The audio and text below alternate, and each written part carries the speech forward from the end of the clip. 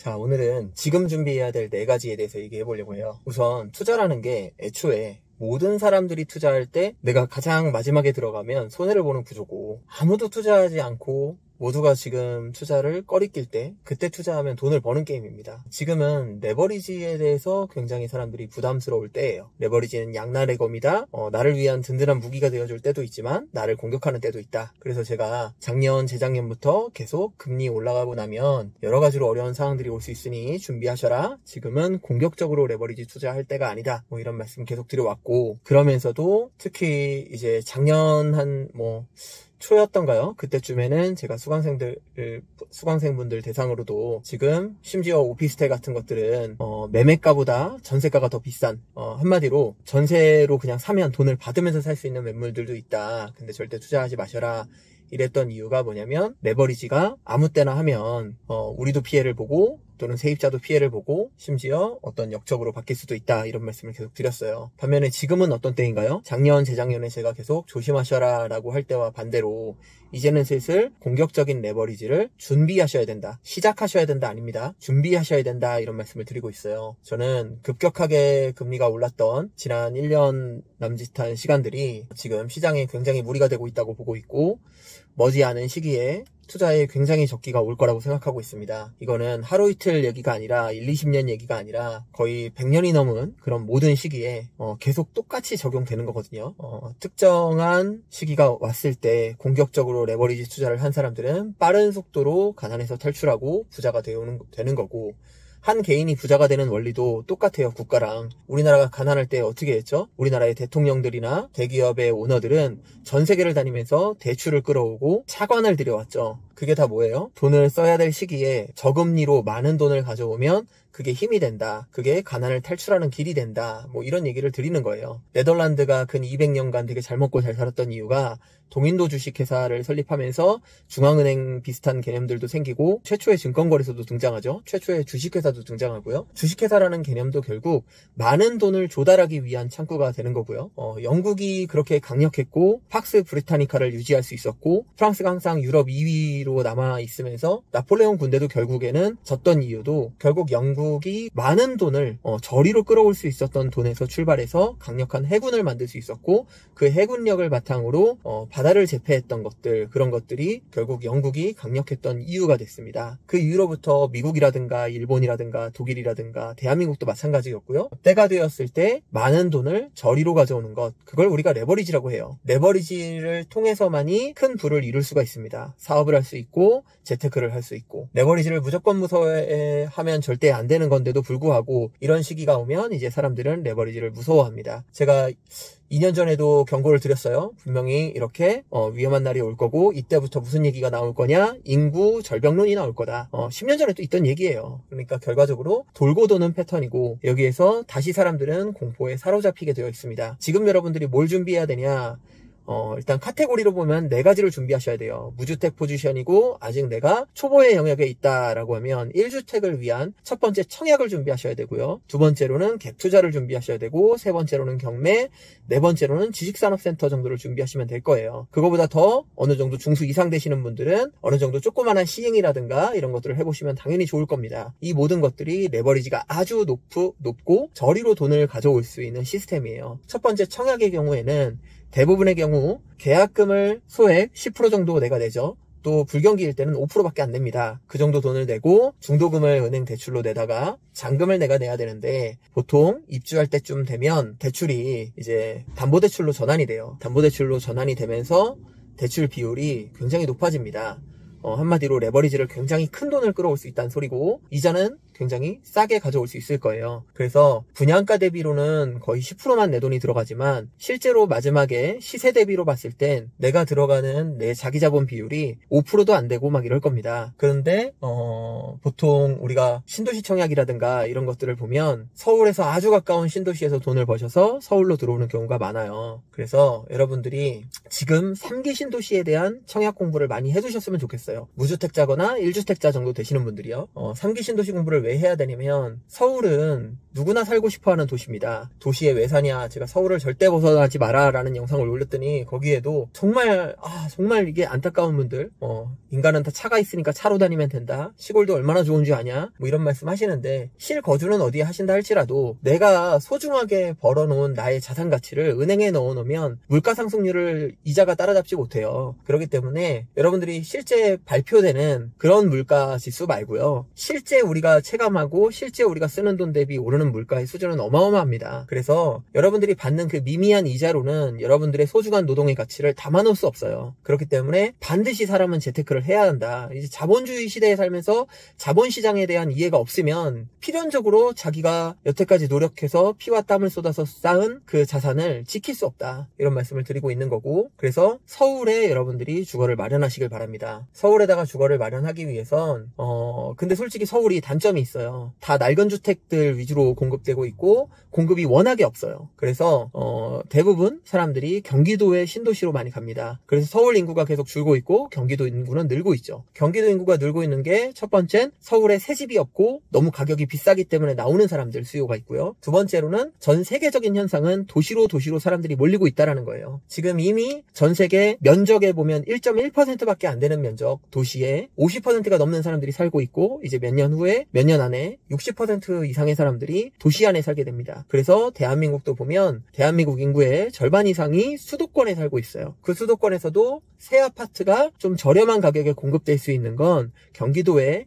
신도시고요. 신도시에 아파트 청약을 받으셔서 시드를 마련해서 이미 경제적 자유를 이루신 분들이 정말 많고, 저희 수강생 중에도 많고 여기 구독자분 중에도 정말 많을 거예요. 그분들의 경우에도 똑같이 수도권 신도시에 청약을 받았다 할지라도 어떤 분들은 돈을 많이 버셨을 거고 10억 이상 버셨을 거고 몇 천만 원 투자해서, 어떤 분들은 한 몇 억 버셨을 거예요. 근데 그 차이는 어디서 나오냐? 결국 서울 접근성, 서울에 얼마나 가깝냐. 실제 살고 싶은 곳은 서울인데 서울에 아파트가 비싸고 새 아파트가 없기 때문에 경기도로 오는 거니까, 경기도 안에서도 서울에 아주 가까운 아파트는 많이 오를 거고 서울에서 먼 곳일수록 조금 오르겠죠. 그래서 3기 신도시를 주목하시라고 말씀드리는 이유는 3기 신도시는 역대 신도시들 중에 가장 서울에 가깝습니다. 1기, 2기 신도시보다 더 가까운 곳에 지어지기 때문에 훨씬 더 주목해서 보셔야 되고, 이건 물리적이고 직선적인 거리를 얘기한다기보다 교통적인 입장에서 얼마나 서울에 가깝냐를 보시는 게 맞아요. 그래서 반드시 3기 신도시 청약을 준비하세요. 1주택자 분들도 청약을 무조건 못하는 게 아니거든요.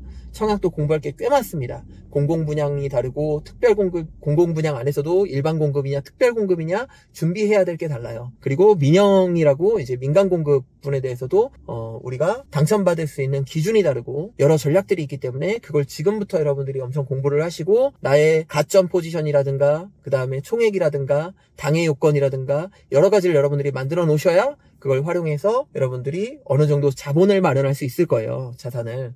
그래서 내가 지금 초보고 돈이 많이 없으시다면 반드시 3기 신도시를 충분히 공부하시고, 여러분들이 열심히 준비하신다면 여러분들이 총액이 많이 쌓여 있든 없든 특공을 활용할 수도 있고 민영을 활용할 수도 있고 여러분들이 여러 가지 활용 방법들이 있으니까 반드시 청약 공부, 특히 3기 신도시 공부를 꼭 지금 당장 해놓으셔라, 이런 말씀을 드리고 싶습니다. 두 번째로는 여러분들이 갭투자 공부를 하셔야 돼요. 갭투자라는 건 사실 어려울 건 없어요. 집값이 5억인데 전세가가 뭐 4억이다. 그러면 1억 정도 내가 투자하는 게 갭투자예요. 근데 이런 갭투자도 어떤 곳에 투자하느냐에 따라 굉장히 달라질 수 있어요. 한 7년 전쯤인가요? 그때 갭투자 2천만 원이면 살 수 있는 곳이 서울에 2군데 정도가 있어서 제가 지인들한테 추천을 했는데 근데 그 중에서도 한 분은 말을 안 듣고 제가 사지 말라는 곳으로 가신 분이 있어요. 거기는 지난 그 엄청난 상승장 때도 1억 정도밖에 안 올랐거든요. 근데 제가 추천했던 곳은 10억이 넘게 올랐습니다. 여러분들이 입지 공부를 어느 정도만 하신다면 서울 안에서도 어디가 상급지고 어디가 하급지고 어디가 지금 더 상승 여력이 있는 곳이고 아닌지를 여러분들이 분장을 하고 발품을 팔고 또 정보를 습득하고 손품을 팔다 보면 다 아실 수 있어요. 저희 카페 안에서도 계속 그렇게 분장을 다니시는 분들 있죠. 지금은 내가 다녀와도 뭐가 뭔지 모르겠어요 하시겠지만 계속 다녀보세요. 어느 순간 임계점이 딱 오면 보입니다. 여기는 될 곳이야, 여기는 아닐 곳이야. 손품을 팔고 여러분들이 분장을 많이 하다 보면 충분히 알 수 있는 거예요. 그리고 갭 투자가 강력한 이유가 내가 들어가는 돈은 굉장히 작지만 또 오를 때는 상승폭이 굉장히 크다. 2천만 원 넣어두고 10억이 오른다면 벌써 내 수익률이 몇 퍼센트가 되나요? 말도 안 되는 퍼센테이지가 나오죠. 제가 예전에 72의 법칙을 소개하면서 연평균 뭐 20% 30% 수익률을 얘기했더니 워렌 버핏밖에 불가능한 스코어다 뭐 이런 얘기를 하시지만 사실 그게 그렇게 어려운 건 아니에요, 여러분. 그냥 미국 주식 평균 또는 세계 1등 주식에 넣어놓거나 아니면 최근에 이제 인도천재라는 프로그램 제가 되게 재밌게 보고 있는데 인도에 투자하는 인다라는 펀드가 있어요. 그 MSCI 기준으로 인도에 투자하는 인다 INDA라는 그 미국 ETF 있거든요. 그것도 사실 제가 한 10년 그 정도 저희 애들 사줬는데 그것도 지금 3배 정도는 오른 것 같아요. 그러면은 연에 어쨌든 한 뭐 20-30%씩은 올랐죠. 그렇게 투자할 만한 거리가 많고 특히 부동산은 레버리지가 있기 때문에 몇십 배 오르는 게 불가능한 얘기가 아니거든요. 그래서 충분히 여러분들이 갭 투자를 해도 되는 좋은 시기가 온다면 그 시기에는 여러분들이 어디에 투자를 해야 되느냐 이런 걸 알고 계셔야 돼요. 지금 이제 제가 한 작년, 재작년 지금 여러분 갭 투자 잘못하면 역적됩니다 라고 했듯이 지금은 오히려 용기를 낼 때인데 지금 시장의 시선이 좋지 않아요. 갭 투기꾼 해가지고 막 뭐 욕을 하고 그거 잘못하면 이제 본인도 깡통 차고 세입자까지 고생시키는 걸 보면서 하면 안 된다라는 생각들이 지배적이 될 수 있어요.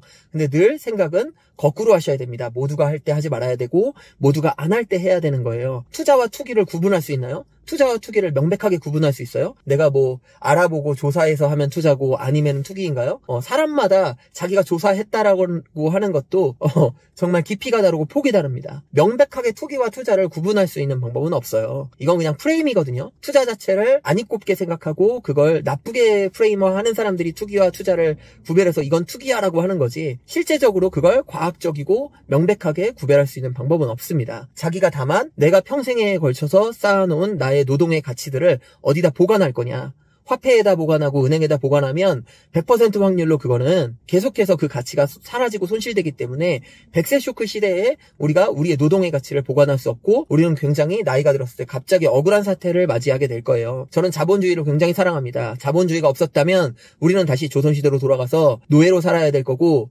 멜서스의 함정에 빠져서 절대로 혁신할 수 없는 그런 세상에서 노비로 살아가야 돼요. 자본주의의 단점도 있습니다. 그냥 멍청하게 은행에다가 돈 넣어놓고 가만히 기다리면 반드시 우리는 거지가 된다는 거예요. 여기에서 우리는 필연적으로 평생 공부를 하면서 노력을 할 수밖에 없는 상황이고 거기에서 재테크라는 건 필수가 되어진 것입니다. 어쨌든 간에 여러분들이 갭 투자도 내가 특정 시점에 똑같이 해도 누구는 1억 벌 때 누구는 10억 벌 수 있다. 2천만 원 가지고 1억을 만들 거냐 10억을 만들 거냐 여러분의 선택이에요. 2천 가지고 1억을 만든다 하더라도 적은 수익률은 아니지만 여러분들이 충분한 돈은 아닐 거예요. 그래서 어디에다가 내가 갭 투자를 하더라도 해야 되는지 상급지와 중급지와 하급지 정도를 구별할 수 있는 분들은 되셨으면 좋겠다 이런 생각이 들고 갭 투자 역시 레버리지가 상당하죠. 제가 일전에 어디 아파트 보여드린 거 성수동의 아파트 같은 경우에도 한 4억 5천 정도 할 때 갭 뭐 2천만 원이면 투자할 수 있었거든요. 그런데도 결국 레버리지 비율로 보면 사실 상당한 거죠. 거기도 내 실제 투자 금액이 뭐 5%도 안 되기 때문에 여러분들이 갭 투자의 시기 땐 레버리지가 갭 투자를 해도 되는 좋은 시기가 온다면 레버리지를 크게 일으킬 수 있는 게 갭 투자이기 때문에 반드시 여러분들이 상급지와 하급지 이런 걸 공부해 두셨으면 좋겠다 이런 생각이 들고 그 다음에 세 번째로는 경매예요. 경매가 예전처럼 대박싼 물건 이런 것들은 잘 없어요. 있다 그러면 총액 대비로는 싸요. 근데 그런 물건들 특히 여러분들이 뭐 소송 경매라든지 그렇게 특수하게 나오는 물건들은 되게 싸게 사는 것 같고 그렇지만 레버리지가 잘 안 나오는 경우가 많을 거예요. 물론 이제 저처럼 시장에 오래 계셨던 분들은 그렇게 좀 특이한 물건들도 대출을 받아낼 수 있는 대출 능력이 있지만 대부분의 경우 제 영상을 보시는 여러분들은 아직까지 유치권이 걸린 물건에 대출을 받을 수 있다거나 어떤 특수한 물건들에 대해서 대출을 받을 능력이 안 되실 거예요. 그런 경우에는 여러분들이 레버리지를 활용할 수 없기 때문에 그런 걸 해봤자 골치만 아프고 소송 비용 들고 아무튼 되게 힘드실 거거든요. 그렇게 힘들게 해서 레버리지 효과를 못 누릴 거라면 안 하는 게 맞아요. 그래서 여러분들이 능력이 되시는 분들이 아니라면 웬만해서는 개인적으로 경매 물건으로 아주 그렇게 권리가 복잡하고 이런 물건들을 취급하시기보다 쉬운 물건이지만 대출이 잘 나오는 물건들을 활용하실 때 여러분들은 수익률이 엄청 높아질 거다 이런 말씀을 드리고 싶어요. 보통 감정가 대비 많이 유찰이 된 경우에 여러분들이 대출이 잘 나올 거예요. 주거같이 뭔가 표준화되어 있는 물건보다 상업용 부동산 중에서 대출이 잘 나올 만한 물건들을 활용하신다면 경매가 굉장한 레버리지를 줄 수 있기 때문에, 경매는 근데 공부할 게 좀 있어요. 그래서 준비하시려거든 지금 당장 경매는 굉장히 많이 공부를 하셔야 된다라는 생각이 들고, 그 다음에 마지막으로는 이제 지식산업센터예요. 지식산업센터 같은 경우에는 서울이거나 서울에 굉장히 가까운데 교통이 아주 좋은 곳만 하셔라라고 추천을 드리고 있어요. 지식산업센터도 대출이 잘 나옵니다. 표준화돼 있어서 은행들이 아주 좋아하고요. 일반인들이 투자할 때도 그렇게 어렵지가 않아요. 그런데 서울에는 지금 오피스 기준으로 공실률이 0%대예요. 예, 메이저 오피스 기준으로 공실률이 0%대 나오거든요. 수요에 비해서 공급이 전혀 없기 때문이에요. 공급이 너무너무 없어요. 그래서 서울 안에 문정동이라든지 성수라든지 영등포라든지 이런데 상승률이 어마어마했죠. 사실 한 7년 전쯤인가요? 뭐 좀 시간이 좀 지났는데 문정동이라든지 성수 같은 데 분양할 때 거기도 미분양, 미계약 이런 게 많았거든요. 그리고 분양가라고 해봤자 뭐 800만원, 900만원 이쯤에 분양했는데 계약금 포기 물건 이런 것들 주시면 여러분들 뭐 한 600, 700, 800 뭐 요 정도의 평당 매입을 할 수 있었고, 근데 그때도 대출이 80%, 90% 심지어 100% 나오는 물건들도 많았어요. 지금도 마찬가지죠. 저희 도리아님이라고 저희 활동 열심히 하시는 분도 최근에 지산 계약하신 거 100% 대출을 받은 걸로 알고 있습니다. 여러분들도 어떤 계약을 할 때 대출이 80%, 90% 심지어 100% 나오는 물건들이 있다면 레버리지가 굉장히 큰 거예요. 근데 옥석만 가릴 줄 알면 돼요. 문정동, 성수동이 그렇게 뭐 800만원, 900만원대에 샀던 물건들이 3천만원까지 올라갔잖아요. 그러면 내 자기 자본 대비로는 몇십 배씩 수익이 난 거란 말이에요. 근데 솔직히 지금도 뭐 저기 김포 끝자락에 교통 안 좋은 것에 뭐 이런 데에 사신 분들은 사셨다가 굉장히 고생하고 계실 거고, 막 시흥에 바다 보인다고 막 이런 데 사신 분들도 고생하실 거예요. 왜냐면 지사는 오피스고, 오피스는 직원들이 와야 되잖아요. 직원들이 오기 힘든 곳들은 솔직히 자산 가치가 별로 그렇게 수요도 많지 않고요. 안정성도 없고요. 그리고 많이 오르지도 않아요. 그렇기 때문에 여러분들께 제가 추천드리는 건 서울 안에 있거나 또는 서울과 아주 가까운 곳에 이미 교통이 아주 좋거나 곧 교통이 아주 좋아질 곳, 그런 곳들 중에 지금 굉장히 저렴한 물건들도 있다. 그건 레버리지가 크기 때문에 실사용이 가능하신 분들은 지금부터도 투자하시면 좋고, 실사용이 불가하다 하시는 분들은 열심히 임장을 다니고 공부를 하시면서 타이밍 싸움을 조금 하시면 되게 좋은 타이밍에 좋은 물건들을 고르실 수 있고 몇십 배 수익을 몇 년 안에 내는데 그렇게 어렵지 않을 거다. 그래서 지금 다시 한번 말씀드리지만 레버리지에 대해서 공포심이 커져가는 구간이에요. 제가 이 사태를 예견했고 분명히 여러분들에게 1년 전, 2년 전에 경고를 많이 해드렸습니다. 근데 이제는 여러분들이 용기를 슬슬 내실 때가 되었고 공부를 아주 열심히 하셔야 되는 시기가 됐고, 아주 빠른 시기에 몇 달에서 1년 내에 제가 봤을 땐 굉장한 기회들이 오기 시작할 거다, 이렇게 여러분들께 말씀드리고 있고, 또 지금도 많이 돌아다니시다 보면 이미 좋은 물건들이 좀 종종 있어요. 그런 물건들은 지금도 담기 좋기 때문에 열심히 돌아다니시고, 혼자 공부하면 망합니다. 절대적으로 동문수학 함께 공부해야 돼요. 이게 왜 그러냐면 인간은 DNA의 노예예요. 사랑이라는 게 그렇죠. 막 가슴 뛰고 그런 시간이 짧잖아요. 왜? 화학적인 케미컬들이 우리 안에서 막 분출되는 시기에는 첫눈에 뿅 가는 사랑이 나오는 거고, 여러분들이 주체 못할 어떤 사랑도 되는 거지만 시간 지나면 그럽니까? 안 그렇죠. 우리가 마음을 우리 마음대로 컨트롤하는 게 아니잖아요. 우리 몸 안에서 나오는 화학 물질들로 인해서 우리가 다 어떤 마음을 갖게 되는 거예요. 우리 DNA는 용기 있는 사람들은 다 죽는 걸 보고 자란 사람들의 후손이에요. 그러니까 겁쟁이들의 후손이에요. 우리는 혼자서 남들이 안 하는 짓은 못합니다. 용기 있던 자들은 전쟁 때 다 죽었고요. 보거 먹고 죽었어요. 마지막까지 뒤에서 눈치 보고 있던 겁쟁이들의 후예가 우리란 말이에요. 그래서 우리는 남들이 안 하는 짓을 못해요. 여러분 주변에 투자 좋아하는 사람 있나요? 여러분 주변에 하루 종일 투자 얘기하고 어디 임장 가고 그런 사람 있어요? 다 술 먹으러 가고, 다 골프 치러 가고, 다 놀러 가고, 다 TV 보고, 넷플릭스 보고, 유튜브 보고 있잖아요. 예, 이것만 좋아하는 사람 사실 별로 없어요. 여러분 주변이 다 그런 사람이라면 여러분은 절대로 투자로 성공하는 사람이 될 수 없어요. 투자로 성공하는 사람이 되기 위해선 이것만 좋아하는 사람들끼리 뭉쳐 있어야 돼요. 이게 동문수학입니다. 공부를 할 때 혼자서 공부해가지고 되게 잘하는 친구가 별로 없는 이유예요. 대부분 학교라는 시스템 안에 있어야 그나마 최소한의 공부라도 하고 최소한을 따라가는 이유가, 학원이라도 가야지 공부를 하는 이유가, 동문수학을 하지 않는다면 DNA에 의해서 남들이 안 하는 짓을 안 하고 싶고 원래 안 하던 짓은 안 하고 싶어서 금방 포기하게 되거든요. 그래서 여러분들이 반드시 혼자 공부하지 마시고 다른 친구들과 동문수학하면서 지금 많이 돌아다니시고 임장하고 분장하고 또 손품 팔고 발품 팔고 공부하고 그렇게 해야 되는 아주 중요한 시기라고 보여져요. 제가 이 말을 하면 또 뭐 영상에 와서 누군가는 투기꾼이네 어쩌고 막 욕을 하겠지만, 자, 들을 분들만 들으세요. 반드시 지금 시기에 여러분들이 잘 준비해서 지금 최선을 다해야 돼요. 여러분, 이게 쉬운 일이 아니에요. 세상에 쉬운 일이 어디 있어요. 지금 최선을 다해서 손품 팔고 공부하고 개념 공부하고 분장하고 임장하고 토론하고 그래야 되는 시기란 말이에요. 그래서 여러분들이 반드시 지금 청약 공부, 갭 투자할 만한 상급지와 하급지와 이런 거 공부, 그 다음에 경매에 대한 공부, 그 다음에 지식산업센터에 대한 공부, 이 공부들을 미친 듯이 열심히 하셔야만 조만간 올 기회를 여러분들이 완벽하게 되게 빠른 속도로 여러분들이 나의 것으로 만들고 그 기회를 잡아서 큰 부를 이루실 거예요. 시기가 왔어도 나중에 이거 사도 되나 말아야 되나, 이거 나쁘다는데 이 의견도 있는데 저 의견도 있는데 갈팡질팡하는 시기에 기회는 갑니다. 예. 최고의 기회는 결국 최고의 불황 뒤에 옵니다. 아직 최고의 불황 오지 않았어요. 근데 이번만큼 솔직히 너무나도 명백하게 또 침체가 올 거라고 보여지는 시기가 없어요. 솔직히. 예, 제가 미래를 예언하는 사람 사기꾼이다, 미래를 누가 아냐라고 했지만 이번만큼은 제가 좀 더 강력한 시그널로 여러분께 계속 말씀드리는 이유가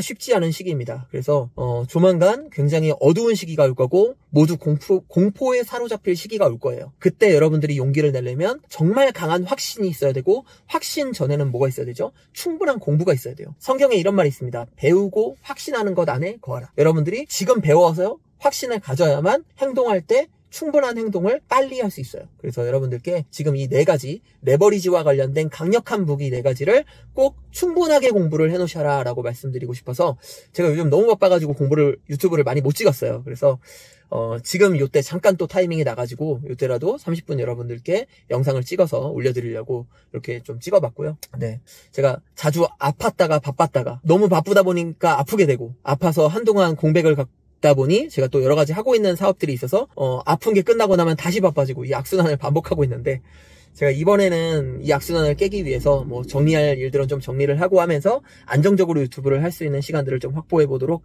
최선을 다해 보겠습니다. 여러분들 지금 이 어두운 시기에 지금 좀 사업을 많이 벌려놓으셨던 분들도 힘들 거고, 투자도 레버리지를 너무 일으켜 놓으셨던 분들은 힘드실 수 있어요. 잘 지혜롭게 이겨내셨으면 좋겠고, 또 그동안도 겁이 나서 잘 투자 못하셨던 분들은 지금부터 충분히 공부하시고 앞으로 빠른 시간 안에 찾아올 그런 기회들을 여러분들이 충분히 확보하실 수 있는 그런 시기로 여러분들이 잘 활용하셨으면 좋겠습니다. 저를 사랑해서 구독을 눌러주시고 여기 와서 제 영상을 시청해주시는 모든 분들을 제가 진심으로 되게 사랑하고 존중하고 있고 늘 생각하고 있습니다. 늘 응원하는 마음으로 여러분들께 좋은 소식 전해드릴 수 있도록 노력해 보도록 하겠습니다. 오늘도 되게 긴 영상 제가 빠른 속도로 촬영해봤는데 시청해주셔서 감사합니다. 또 찾아뵙겠습니다. 들어가세요.